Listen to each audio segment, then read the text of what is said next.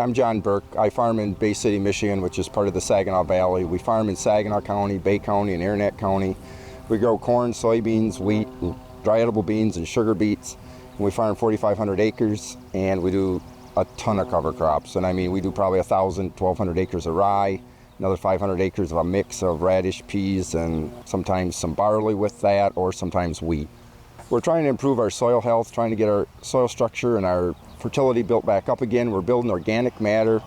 In the last 10, 12 years, we've gained 1% in our organic matter, and we're seeing the results now where we're cutting our nitrogen rates back. Our soil doesn't blow away as much because of the cover crops. It seems to help with water retention in the dry years, and the ground just seems a whole lot mellower than what it used to be.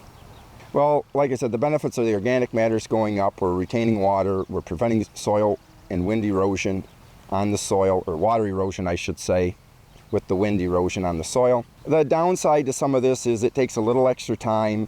You have to be on time to spray that rye so it doesn't get too big before you terminate it in the spring. Heat really makes rye grow really fast, so you really have to be on the ball to spray that and get rid of it before you plant.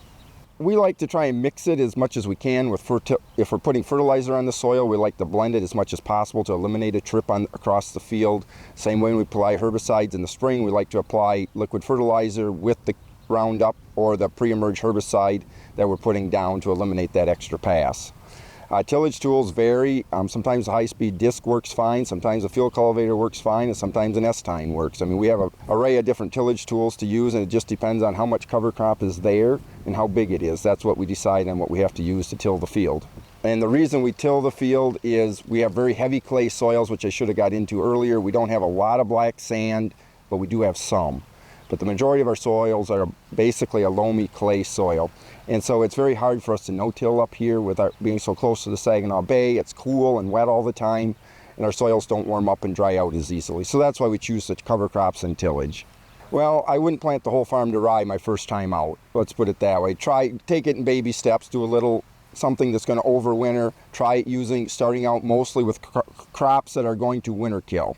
That's the easiest way to cover crop. You don't have to worry about the management as much, but as you get into it more, then you can start rotating in these crops that are going to overwinter so you can figure out how to manage them the best way. That was the sugar beets last year.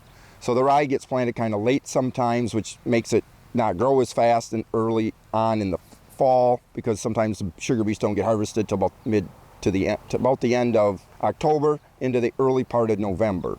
So that's why the rye doesn't get as good a start sometimes after our sugar beets.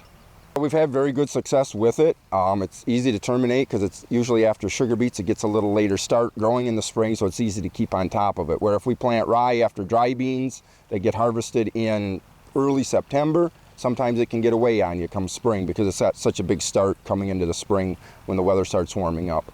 I've been using it for probably 20 some years. I've had it waist high, I've had it knee high, and I've had it shoulder high. And yeah, you definitely don't want it much over waist high. It's really hard to work with.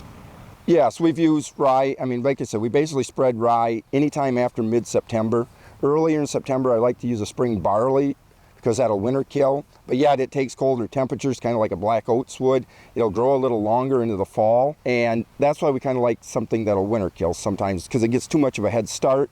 And we don't want to have them big root balls in the spring where the rye or the barley doesn't give us those big heavy root balls like the oats and the wheat would do, or the rye planted super early like that. So that's why we'd rather plant our rye later in September rather than earlier. So that's why we choose to find some other crops that won't get as big on us in the fall.